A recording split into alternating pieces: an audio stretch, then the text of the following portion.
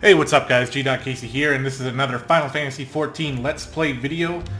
And first off, to start things off, I gotta say a huge thank you and a big shout out to this person over here on my friends list named Skydell Solo.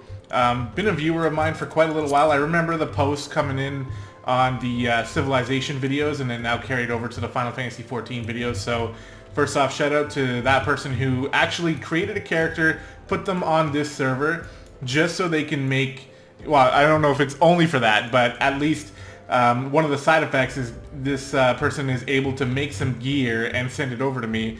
And I actually was not expecting the gear to be this good. Like,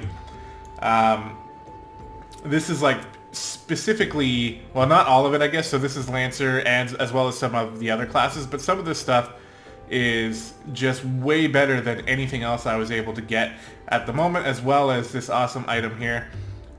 So we just look super badass now, and our gear is basically maxed out for the level that we're at. So this is going to make things even easier than they already were. So I gotta say huge thank you for that. You know, and of course, you know, I don't actually expect this kind of thing, but hey, I mean, I really appreciate it, so thank you. So anyway, that being said, let's go ahead and continue on with our main story quest here. We want to zoom along here because, I mean, it's, we need to get a mount, man. So let's go get a mount.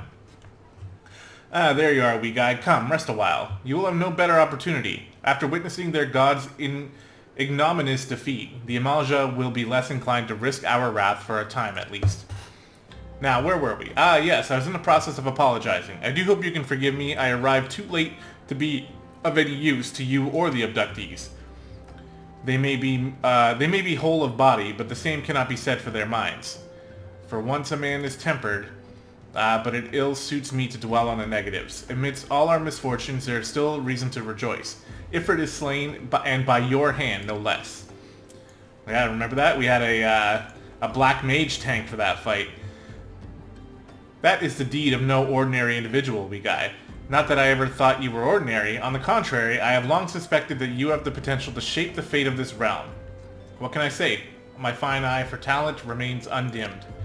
Minfilia will be proud beyond all reckoning when she hears of your deeds. I trust you shan't object to my bearing the tidings to her. That way I can claim to have contributed something to this mission.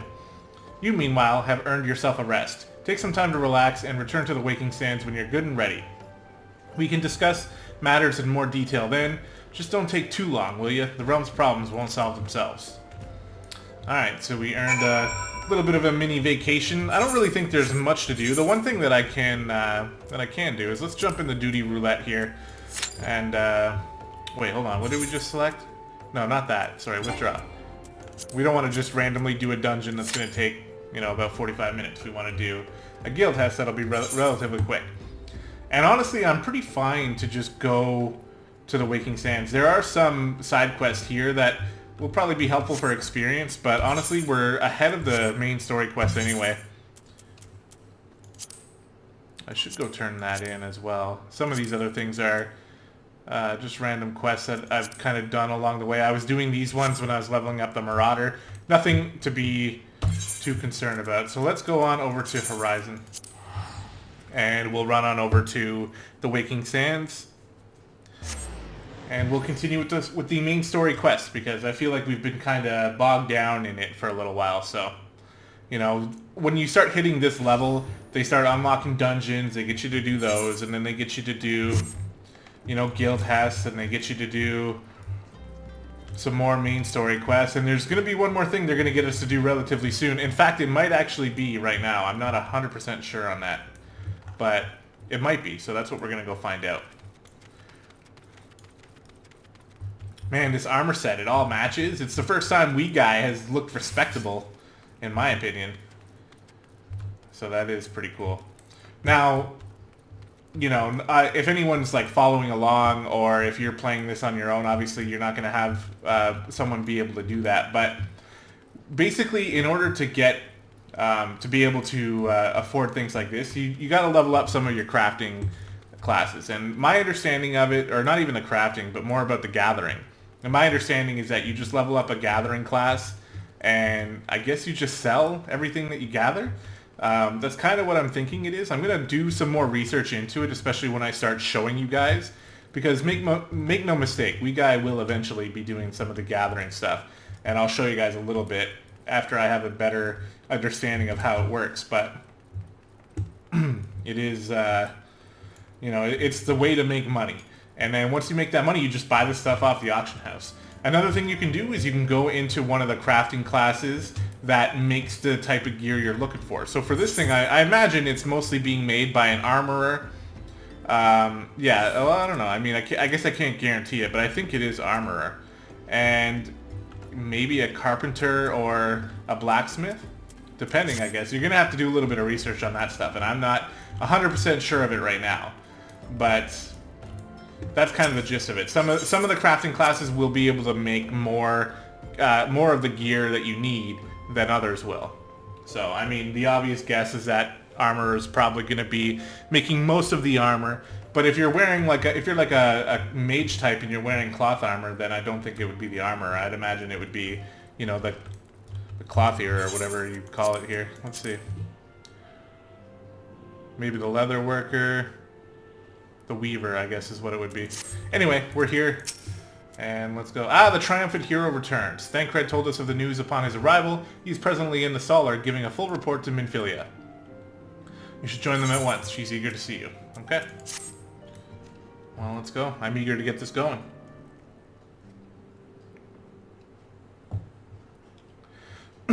My late arrival nearly cost Weguy his life. I wasn't there when the Amalja took him prisoner. And I wasn't there when they served him to Ifrit. Yes, by some miracle he survived, but that does not excuse the fact that he should never have had to face such dangers alone. I failed him utterly. Just as I'm failing you all. Oh, he's having a crisis here. What's done is done, Thancred. You can ill blame yourself for every... If only we looked like this for the Ifrit fight. Oh shit, okay, Weguy, it's so good to see you again. Can you move? Impeccable timing, my friend. I just had finished regaling Minfilia with your heroic exploits. Thancred has told me everything. You've done well to return to us. The perils you faced were undeniable, great, yet a part of me believes that you had no cause for fear, blah, blah, blah, blah, blah. Long investigation. As we suspected, the Amalja undertook both the robbery and the abductions with the aim of raising Ifrit. Nor is this tale limited to Ul'dah. Similar incidents have been rife in both Limsa and Gridania. I'm trying to get through this. I dare say you've been curious as to how these crimes are linked to the primals. Permit me to explain. Alright, withdraw. We're not going to get through it.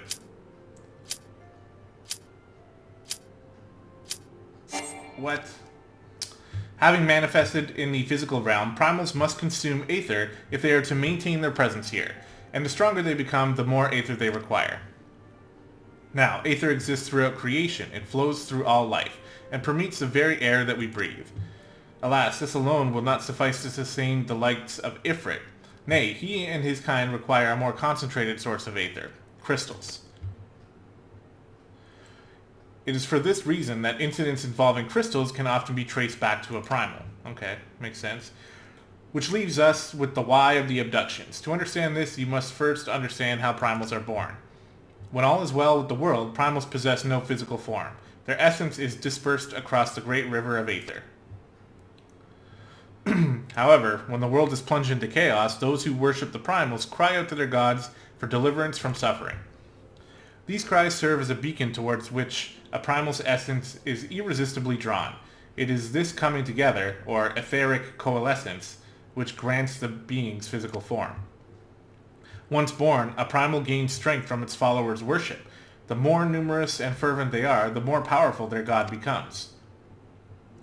But the primals are seldom satisfied with such reverence as their adherents freely give, and in order to gain more power, they do not scruple to create followers.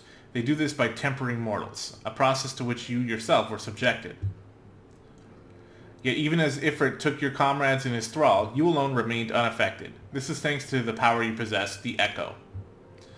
We know not the why of it, but those blessed with Echo are immune to primal influence. It is as though a greater power protects us. When you first came to us, I told you that the Echo would be instrumental in dealing with the primal threat. I trust you now begin to see why. Well, yeah, I guess so. It's pretty obvious. The recent incidents all share a common trait, meticulous planning. Such elaborate designs are a new development, and one which fills me with an unshakable sense of foreboding. While I share your concern, my presiding feeling is one of relief at your safe return. Ah, the immortal flames assured me that they will deal with the aftermath, so you need not concern yourself with that. We may rest easy for a time. I suggest you take full advantage of the respite, Weguy. Or the respite. You may be sure it won't last long. Once the people learn the identity of the hero who felled Ifrit, I fear you'll have nary a moment to yourself.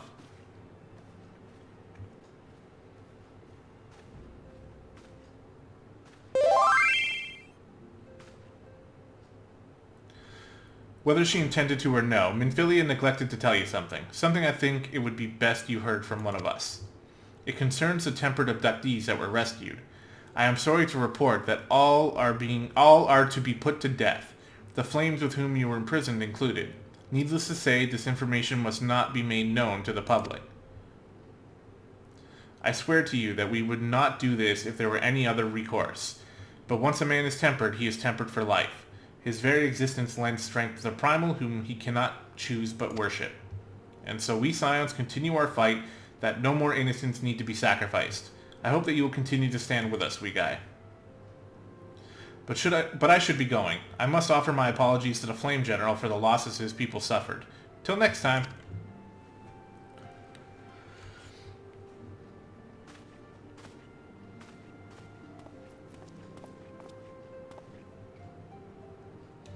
Gods forgive me, how many more lives? Louis Suave would never have allowed this to happen. I have to do better. I have to be stronger.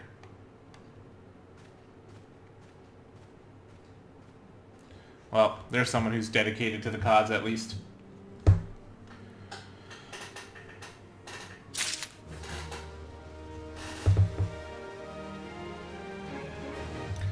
Alright, well, let's continue. I think we, I don't know. A hero in the making. I think this is it.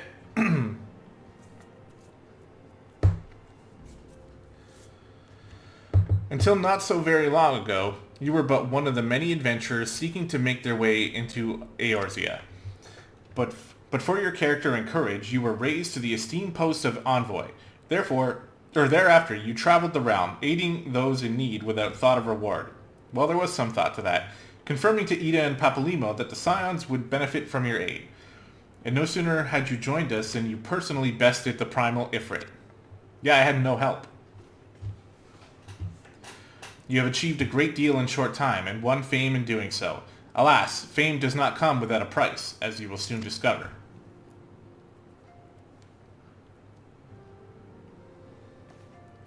We have guests, Weguy, or rather, you have guests. Beg pardons.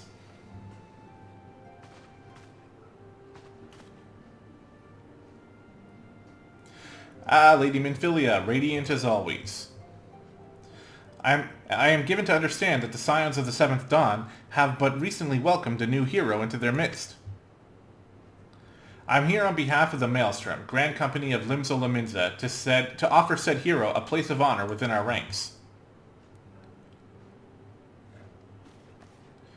As you can see, Weguy, your recent exploits have garnered you the attentions of the Grand Companies of Eorzea. Each organization would have Ifrit's Bane for its own. To this end, all three have sent officers to court you. They would not ordinarily go through such lengths to enlist a new recruit. That they have is evidence of their high regard for you. I find myself wondering how word of Weguy's deeds spread so quickly. That the immortal flame should know of his triumph is to be expected, but what of the other Grand Companies? Eep. Your reputation precedes you, Master Crown. 'Tis no ordinary man who can face a primal and emerge the victor. And imagine our pride when we learned that you had began your journey as an adventurer in our own Gridania. Know that the people hold you in high esteem, and that you will always be welcome among us. The Order of the Twin Adder has need of valiant men such as you. Join your strength with ours, friend, and together let us ensure that peace ever reigns over the Twelveswood. What a pleasure it is to finally meet you, Master Crown. My comrades speak of you in the most glowing terms. A man of your talent belongs with the immortal flames. Join your strength to ours, friend, and together let us secure the prosperous future for Ul'dah. The Admiral was not exaggerating when she said, "You have the look of a hero. Full often does she speak of you, friend. It is only natural that we should want you for the Maelstrom. Join your strength to ours, and together let us see the grand vessel of Limsa Lominsa to the shores of glory."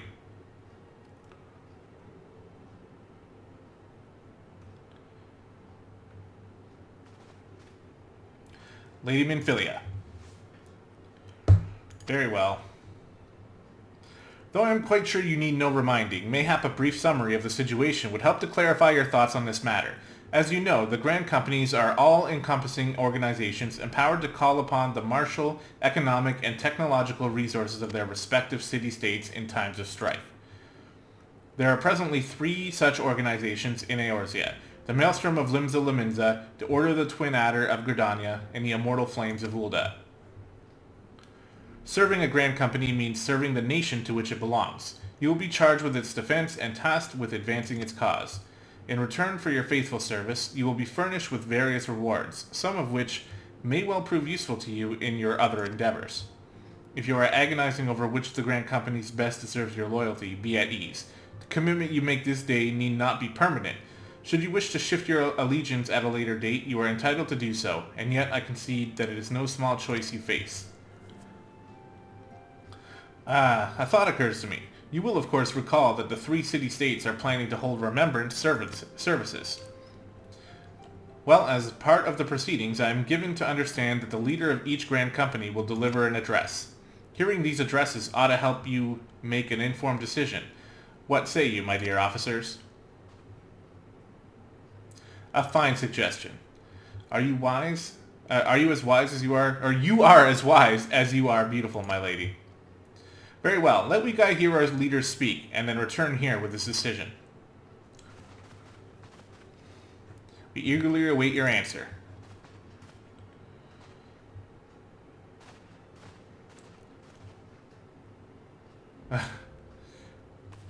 That's kind of how I'm feeling right now. Who to choose? I know full well that adventurers are by their nature a liberty-loving breed and are not best suited to the discipline of military service. But I strongly urge you to join a Grand Company nonetheless. While the promise of reward is enticing in itself, it is not the only benefit. You are possessed of great power, Weguy, and with it you are capable of doing untold good. Yet know that great power is wont to attract attention, not all of it friendly. There will be those who wish you ill, and you must needs be on the lookout for them. Yet however vigilant you are... Oh, I should probably move this phone away from the mic, eh? Sorry about that. I don't know exactly how loud that one might have been. You are but one man. In the midst of a grand company, however, you will be one man amongst many, a friend amongst friends.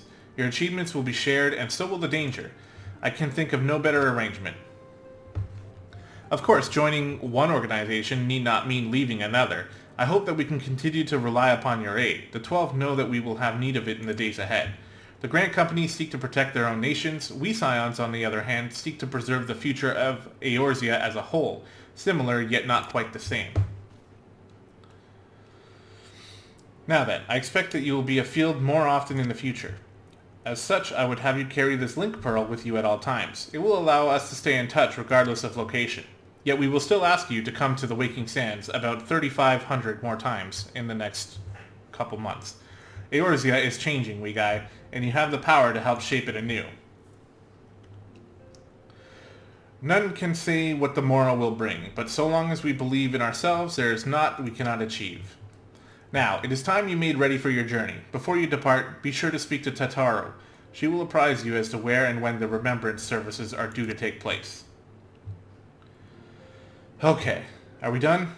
That was a lot of reading.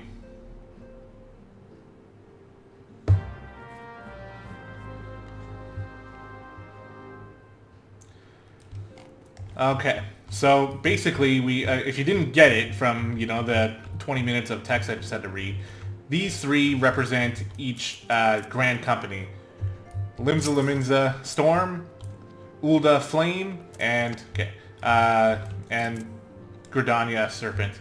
So, as far as my choice as to who I'm going to join, Well, let's speak to Tataru and get sort of started with this, because we're going to have another situation like we did at the end of our like level 10 quest, I think it was, when we were going out to see the different leaders and hear their speeches. It's basically kind of the same thing.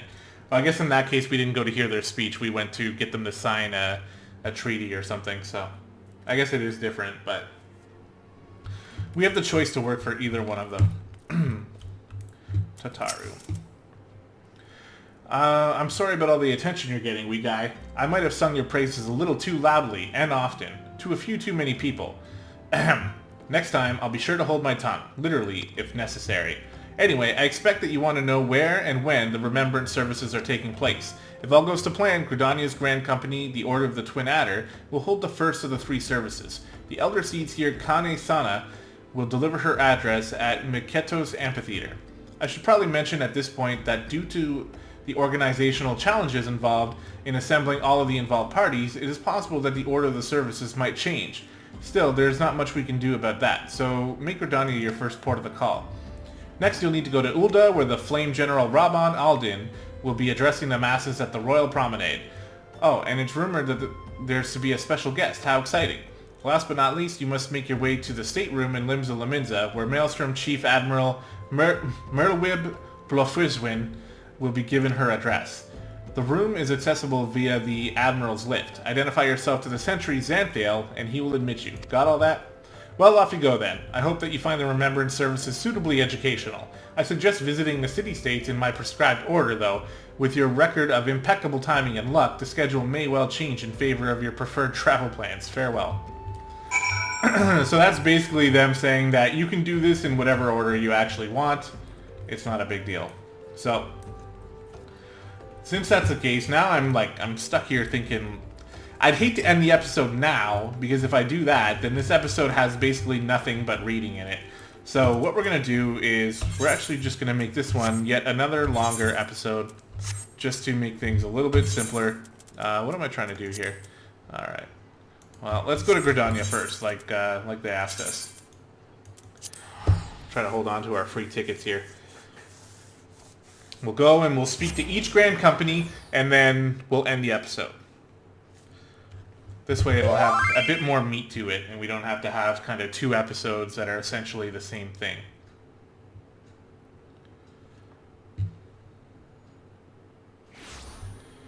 Alright, so I do know that we have to go to the amphitheater.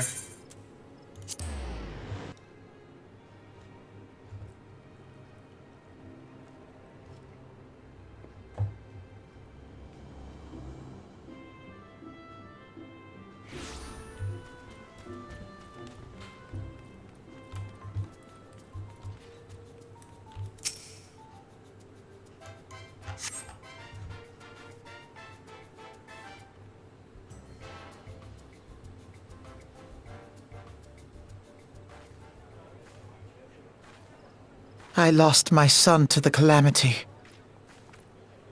The 3 Seed Seers are all together. Some say you couldn't take a step without stumbling over a body.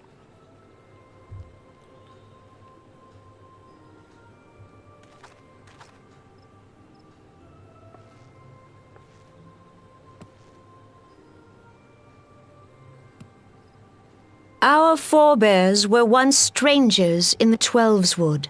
Fearful of the green wrath, they hid themselves in the dark recesses of the earth.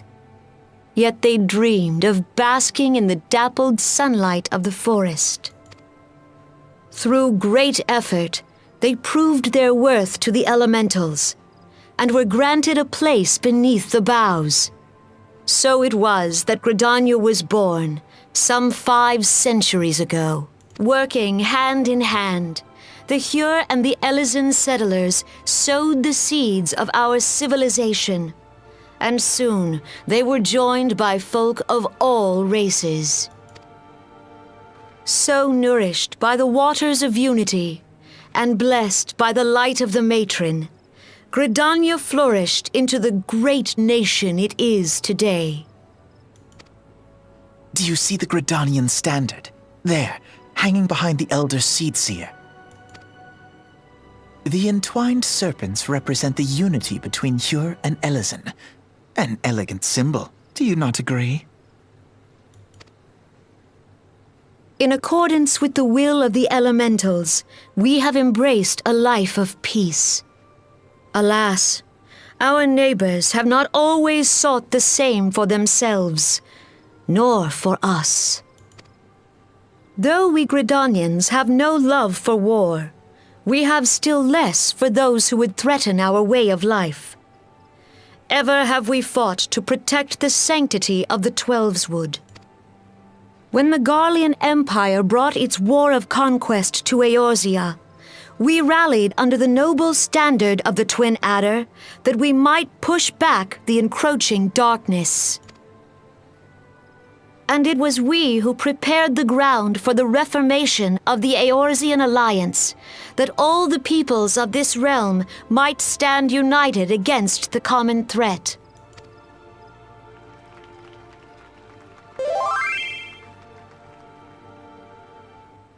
"5 years ago, the Alliance met the armies of the Empire upon the fields of Cartano. It would prove the bloodiest battle in recent memory.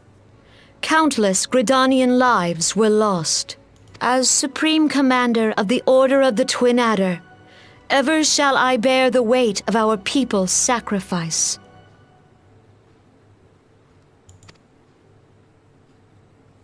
Alas, their loss was not the only tragedy to befall us that day, for soon came the calamity.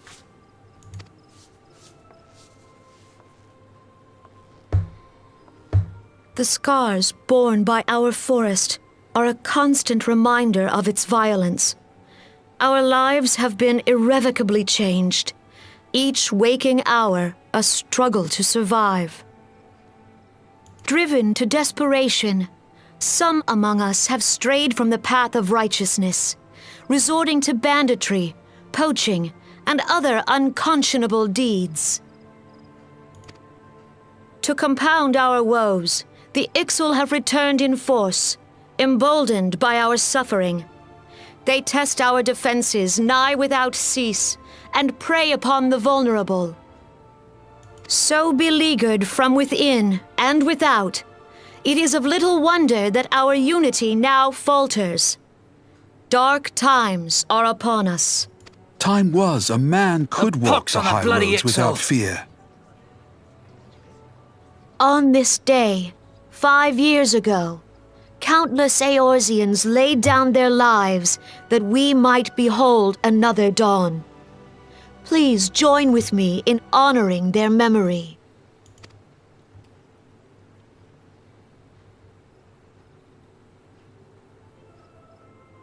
And how do you propose to honor the memory of those you cannot remember, pray tell?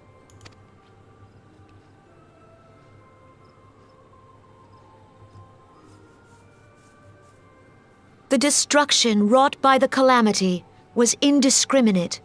It dealt death to Eorzean and Garlean alike. Yet while we have labored to rebuild our homes, to rebuild our lives, the Empire has set about raising steel fortresses here in the Twelveswood. Let none be mistaken. The Garleans remain the greatest threat to our survival. If we are to stand against them, we must remember what it is to be united. Our many troubles blind us to the woes of our fellow man. Thence is harmony lost. Yet harmony is the founding principle of Gridania. We are gathered here to honor the fallen. Let them be honored not only in word and thought, but through concerted action. I bid you, join hands with me once more beneath the Twin Adder standard. And together, let us heal the forest's wounds, that our progeny might live in harmony beneath these ancient boughs. For serenity, purity, and sanctity. We must think of the children! Woods will be done. It's up to us to protect the Follow forest. the elementals! Boring.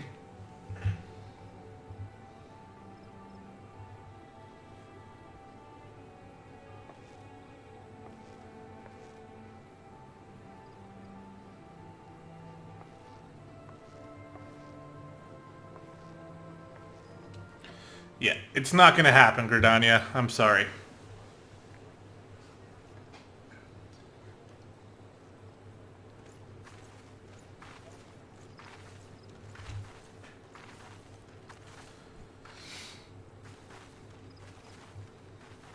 If you'll permit me, Alfie no. And my sister, Alize, at your service. I saw at a glance that you were a fellow traveler. In case you guys don't remember, these two were actually in the same carriage we were in at the very beginning of the game when we first stepped foot into Gridania. You might call us students of history, sampling the realm's remembrances in pursuit of enlightenment.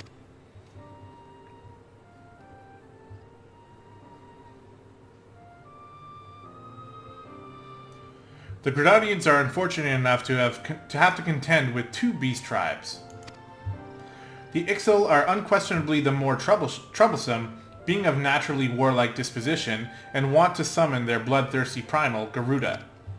The Sylphs, by contrast, are peaceful in nature, being mischievous rather than malevolent, and have long been on friendly terms with the Gridanians, until recently at least. Alas, they have grown aloof, a change observed at roughly the time they summoned the primal Ramu. The Gridanians have no love for war, and they consider open conflict a last resort. They do clash with the Ixal ever more regularly, you may be assured, or though they clash with the Ixal ever more regularly, you may be assured that they do so in self-defense. As for the Sylphs, they are yet bound by a peace treaty, though one wonders how long it will be before it is broken. The Twelves Wood was grievously wounded during the calamity, leaving Gridania vulnerable to attack. The people are hopeful that restoring the wood, and thereby the power of the elementals, will put an end to their woes. Yet how long will that take? Centuries, I'd wager.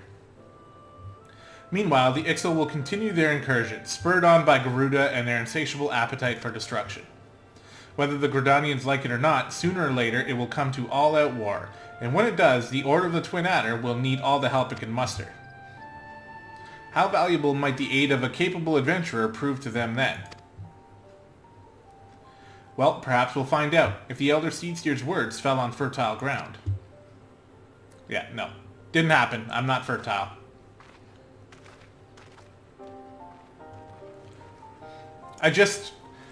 I'm tired of forest people and loving nature. Like, I'm not talking about like in real life, but just in games where the people value nature more than anything else. They live in a forest. They look like elves.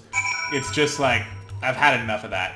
Last time I played Guild Wars 2, I made a tree creature. I can't remember what they're called. And it just bored the hell out of me. And the Elder Seedsteer doesn't particularly strike me as somebody that I would want to spend all my time, devoting my life to. So, that being said, we're actually not going to choose Gridania.